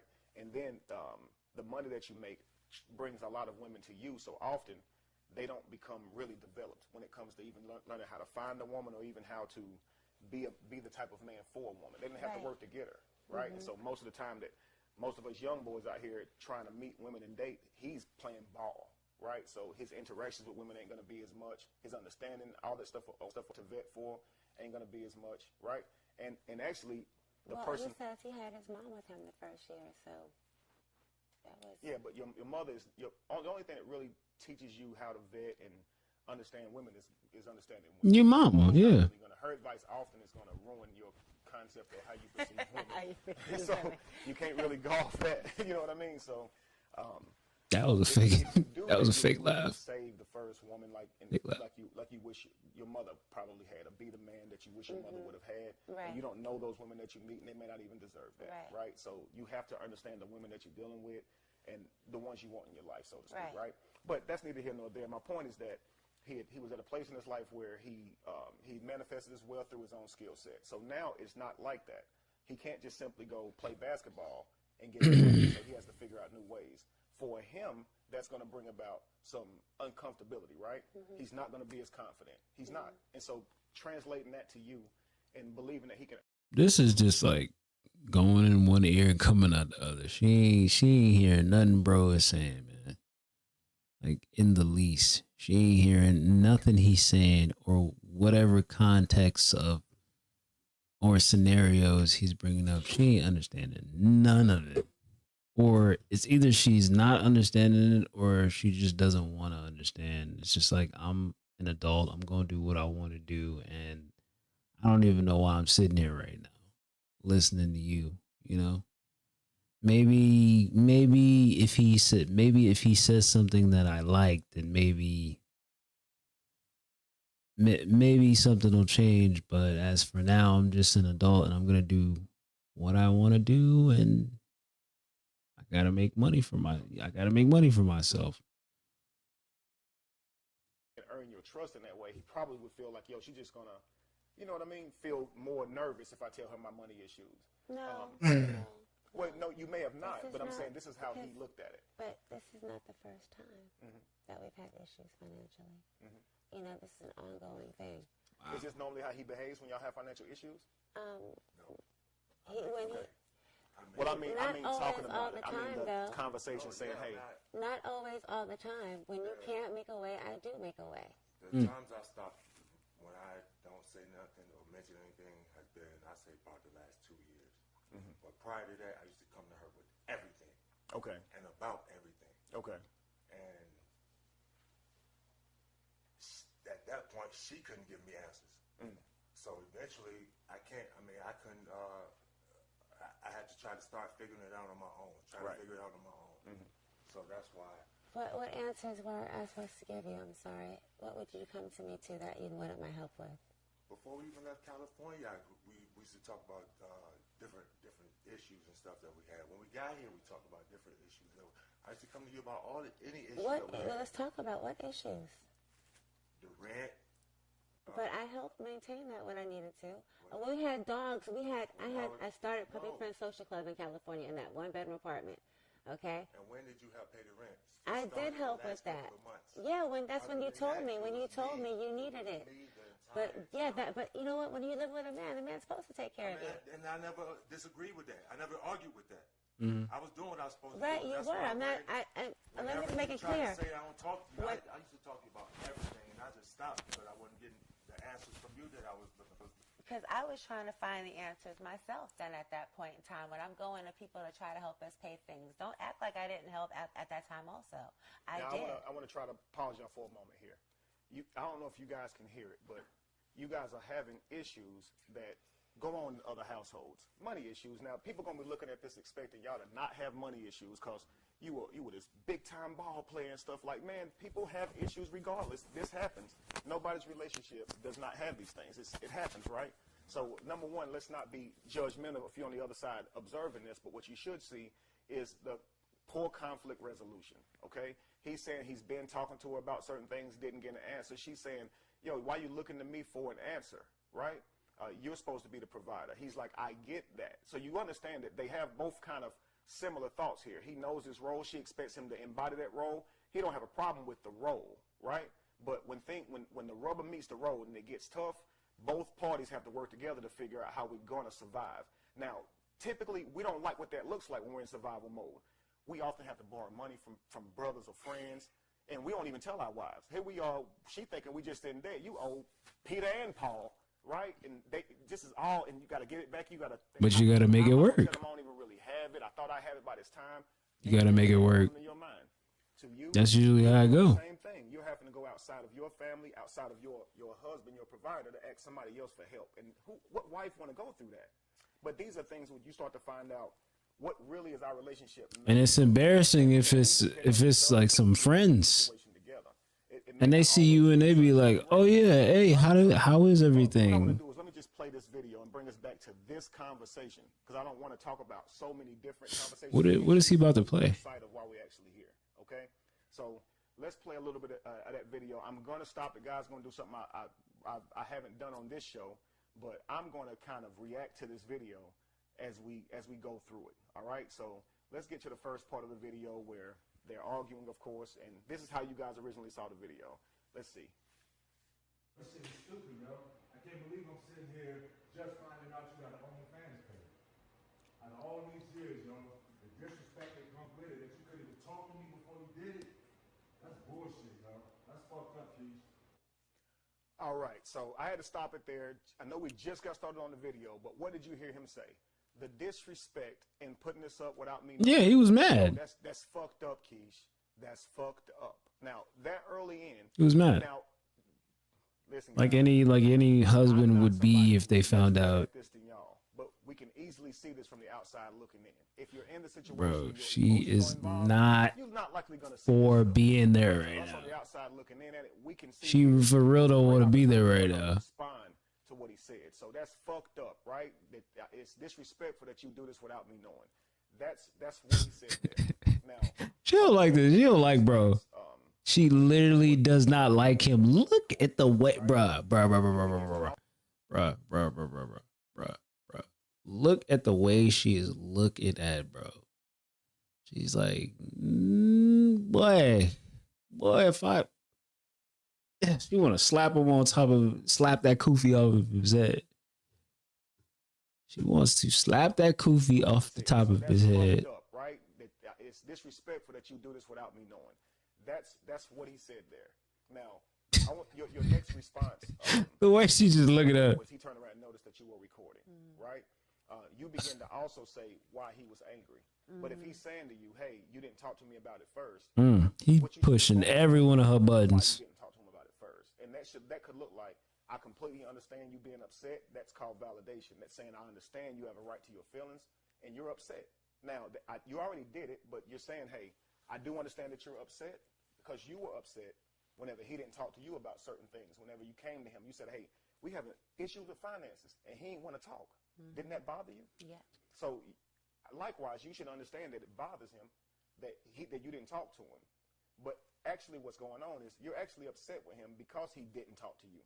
You actually did it because you said, hey, why I owe him? I'm really upset because you know how behind every great man there's a good woman? Well, I feel like a piece of shit. That's how I feel. Why? Having that man in front of me. Because he's not being great, and I know he can be. Wow. He's not being great? Auntie, he's not being great? Hey, yo. Yo, man, I'm gonna just stop that. I'm gonna just stop right there. That's, man, absolutely, positively, disgustingly disrespectful to say. Right in front of him, no less. That's crazy. Yeah, man, Joe Smith just needs to like disconnect himself from Keisha. Granted, they've been together for years and years and years or whatever, however long they've been together, but she's saying stuff that it's like you can't really come back from saying all that stuff, you know? There's no amount of apologizing that will make up for all of the things being said here that, you know, will live on the internet for whatever reason. And that video of him being mad about her having an OnlyFans is going to live in infamy. Because that's what the internet does. They multiply a video in seconds, not minutes. So the damage has been done. The resolution for these two is to just stop messing with each other. Stop being married. It's very unfortunate that a divorce has to happen, but it just doesn't sound like she has any type of like sympathy for her husband for any of the things that she's done in this whole entire relationship that they've been married, you know, been together for however long they have. I wonder if they have kids, and do their kids have to like see this? And because if they do, man, it's a cold world we live in, man. Unfortunately, and your wife exposed herself in real life and figuratively. You know, I feel like that. I feel like people who are wives or girlfriends that have OnlyFans, they're just part of the ritual that's going on. You know, part of the witchcraft, part of any type of perverted sexual innuendo, you know what I'm saying? And it's very unfortunate that it has to spill over onto the internet like this for Joe Smith. You know, I mean, never mind the some people said that this was like a setup or something like that, and this is like them promoting her OnlyFans or whatever, which I would doubt. Because, you know, why would you do it this way? Why would y'all go do like thousands of interviews? And, you know, Joe for real looks very serious about the situation, you know, because it makes him look bad. So, you know, hopefully Joe Smith comes out of this with his head held high. So, shout out to Joe Smith, man. Keisha, go be in these internet streets. Just continue to be in these internet streets. We're gonna move on to what are we moving on to? That'll probably be my very last video. We're gonna be getting into the Truth Is video. This guy, the Truth Is YouTube. I usually get into his videos because he always, you know, segueing from, you know, a relationship spilling over into the public, and me thinking that Keisha is part of the ritual, the perverted sexual ritual that keeps OnlyFans funded and keeps the pervs going and spending their little money on that. And so we're going to be looking into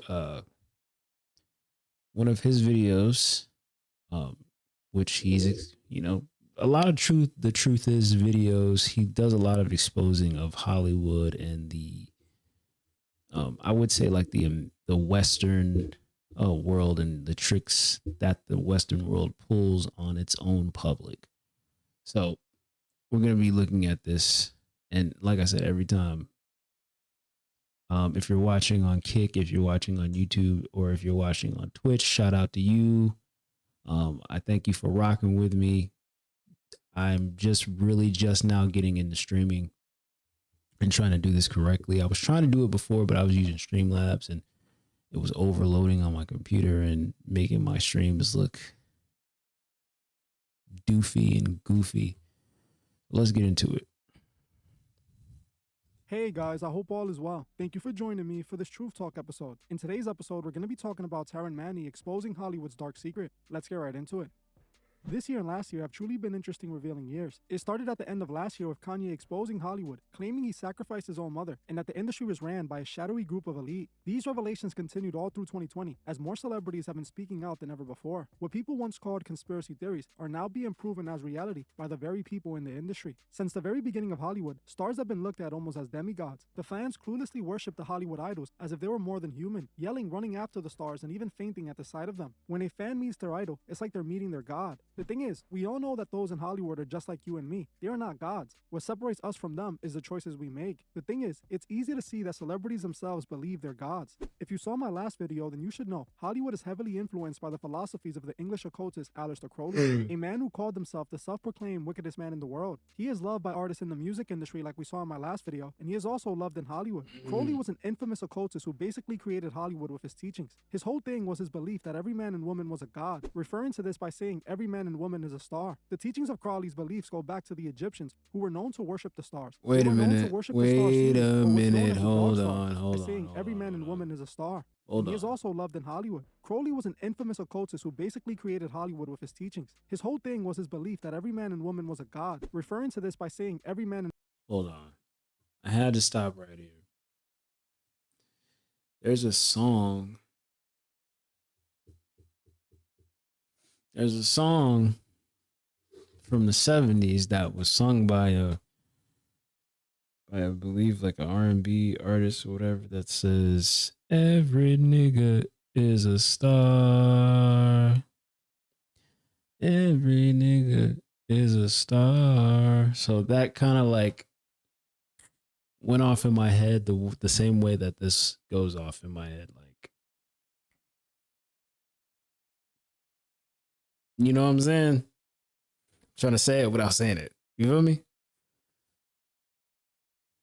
And woman is a star. The teachings of Crowley's beliefs go back to the Egyptians, who were known to worship the stars. They were known to worship the star Ceres, or what's known as the dog star. The Egyptians also believed that when a king died, their soul would rise up to the heavens and become a star. Crowley's entire Thelema religion was heavily based on ancient Egyptian beliefs. Crowley taught through his occult religion Thelema that every man and woman is a star, and that they should live by the creed do what thou wilt. What Crowley is referring to by this is that every man and woman should obey their own true will, instead of obeying God's will, which is the Bible. This is because Crowley believed he was his own God. The reasons for this goes back to the core beliefs of the occult. Occultists see Lucifer as a liberator who freed humanity. And correct me if I'm wrong, but doesn't Kanye have like a song called I Am a God? He has a song called I Am a God. I never knew this. I've only looked on the surface of the Illuminati. I didn't know all of this was going on, man. This is why I'm trying my best to get good with God, man. Cause yeah, I didn't know all this stuff. From God's chains. This all connects back to the story of Adam and Eve and how Lucifer guided humanity to the tree of knowledge of good and evil, tricking Eve to eat from the fruit and become enlightened like gods, as he told her. This is the reason Crowley believes and teaches he is his own God. Crowley taught his followers that every man and every woman is a star. He also taught them to do what thou wilt. What better representation of this is there than Hollywood, where every man and woman is actually a star who does whatever they want, no matter how dark and demonic it is. As we have shown on this channel, most, if not all superstars in Hollywood are occultists. These stars don't just get treated like gods, they believe they're gods. One of the many things that separate gods from mortals is death, something that no celebrity can avoid. Well, if we listen to what Taryn Manny just recently revealed in an interview, celebrities might know something about immortality that we don't. Taryn Manny, for those who don't know, is a Hollywood actor who is famous for being in the TV shows Orange is the New Black and The Sons of Anarchy, and also in the movie Hustle and Flow. Okay, I was gonna say that does look like her. Seen and dealt with all the evils the industry has. That is her. While Taryn was at the top of the world living out her dreams, she noticed that her dreams were in reality more like a nightmare. Yes, she had the money and the fame she always desired, but it came at a devastating price. I ain't gonna lie. She saw firsthand what the price of fame. She got a big forehead. Now is regretting chasing it. Today, she stands looking. She got a big forehead. She once was, all for the love of money. Damn, she got a dome. Just like many other stars, the industry chewed her up and spit her out. A fat forehead, bro. Acting stranger than usual. In this recent interview that Taryn did on the Good For You podcast, she spoke about the industry and revealed some very interesting but strange information. During this interview, she brought up talks about the golden juice, claiming that she refused to drink the golden juice. When the interviewer asked what she was referring to by this gold juice, Taryn responded to the juice that makes you live forever and gives you everything you want. There was a lot of really spooky around that. Do you ever sort of feel like you're glad you didn't get to that level? When you say like, I don't get to star in movies. You know what I mean? When you say that, like, do you think there's a level of fame that is just too dangerous for this? Yeah, so if you don't drink the Kool-Aid, you don't drink the gold juice. So I was offered the gold juice 3 times, my 20s, my 30s, and my 40s. Gold juice that I will live forever and I'll have whatever I want. The gold juice. You never offered the gold juice? No, I'm a scumbag comic. What's the gold juice? I don't know, but I didn't drink it and I didn't want it. And I noticed when all the girls. What is gold juice? Changed. Yeah, it's a real thing. It's like a real thing. Like it's all a real thing, and it's scary because they send like people after you, and they can like kind of moonlight as like a friend or, and they're wolf in sheep's clothing. And listen, you can have everything you want, all the fame in the world, all the money. I'm like, what if I just drank it? Then you know what I mean? Like, what if I don't know what it is. If it's a metaphor for the gold juice, like, you feel what I'm saying? Mostly. And I have no idea what she's talking about. I better know where. You better let me in on this. What is gold juice? Well, apparently you can put, some of the women put like some type of like baby's skin on their. Sure. Why do you think I'm having a kid? I think I want to be a mother. Wow. As you heard for yourself, Taryn was asked if she's glad she never made it to mega stardom. Taryn responded that it was because she never drank the gold juice. She claims that she was offered the gold juice 3 times in her career, in her 20s, 30s, and 40s, claiming she refused it each time. She states that those who drink the golden juice live forever and get whatever they want, even asking the interview. So, is this so-called golden juice? Is it just a metaphor for like piss or something? Has to be, right?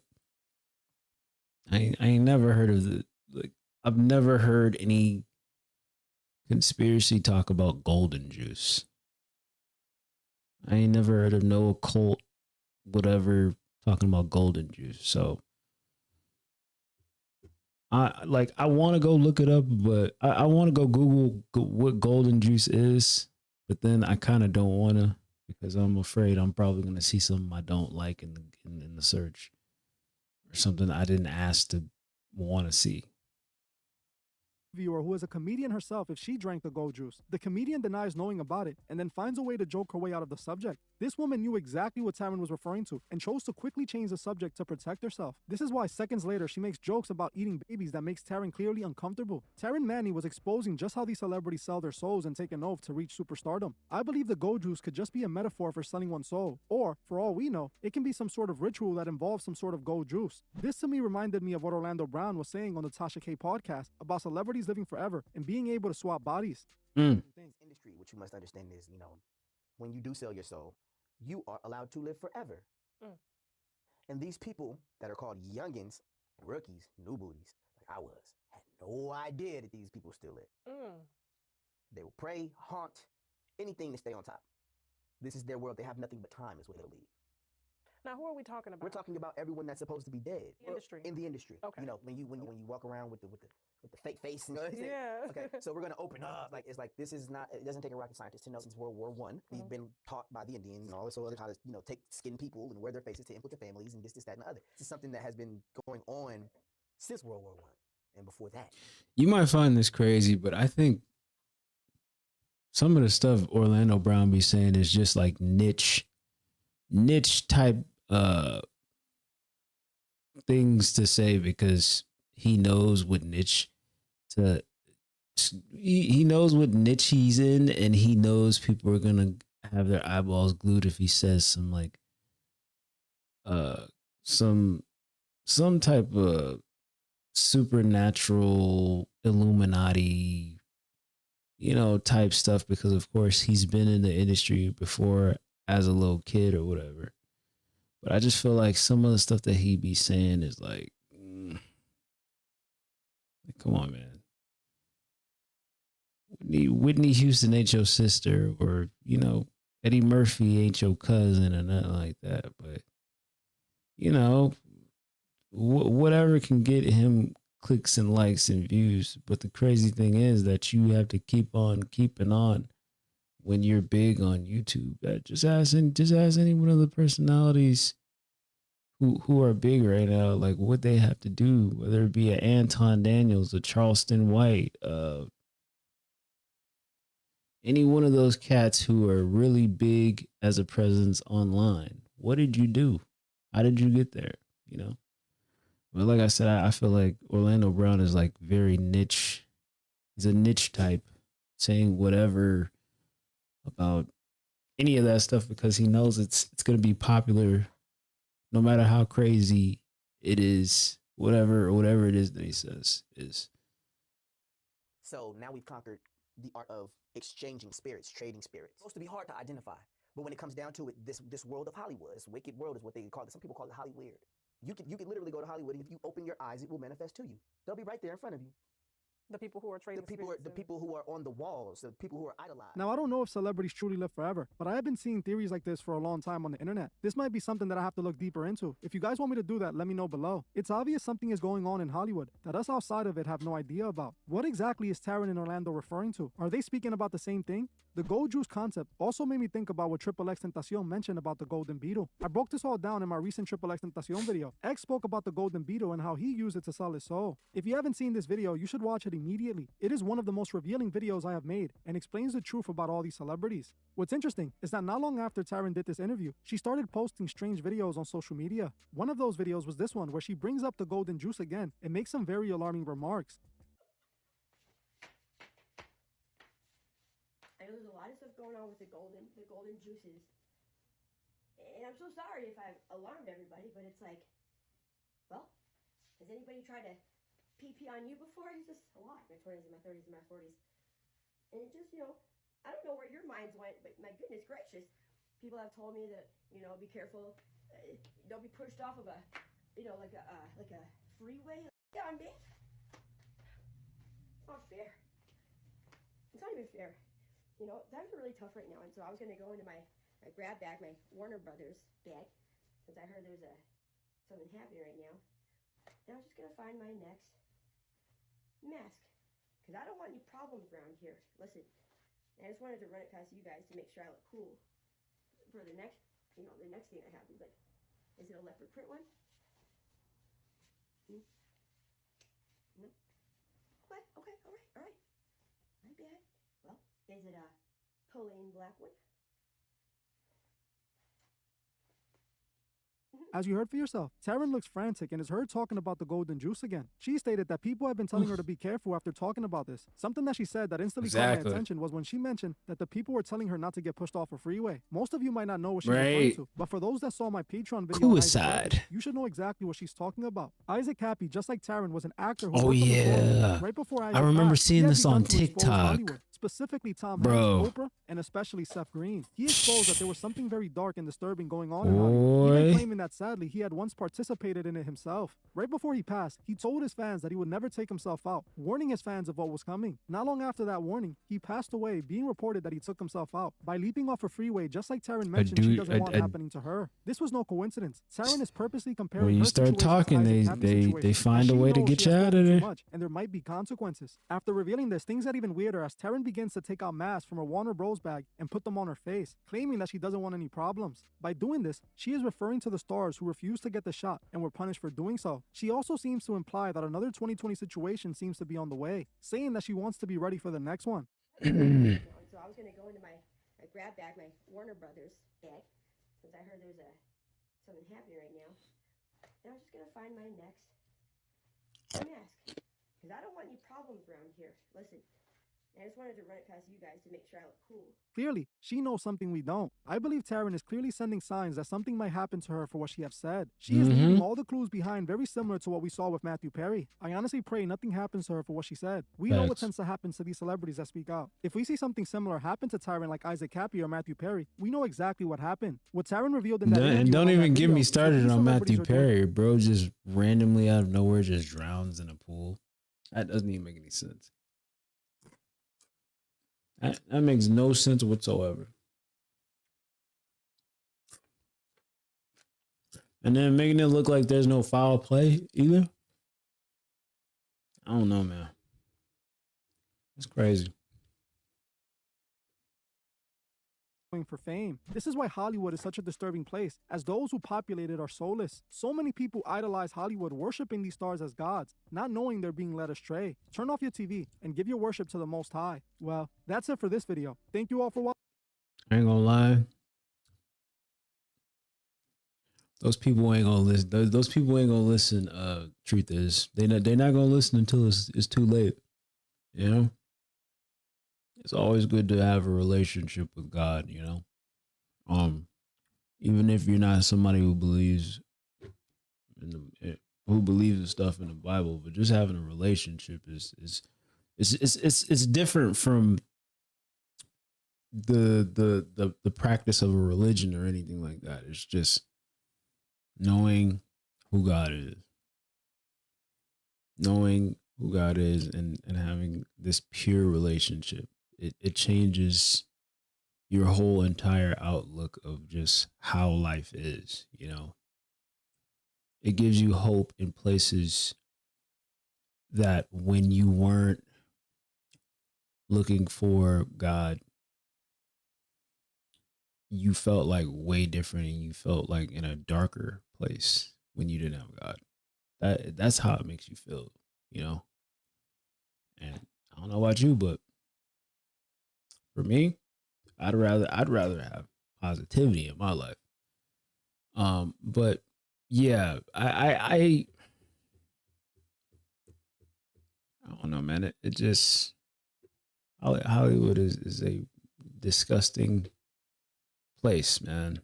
It's a very disgusting place, and it's the fact that like on a daily basis, you find out a story about something about an actor, actress, producer in Hollywood that is just doing something just unthinkably just disgusting.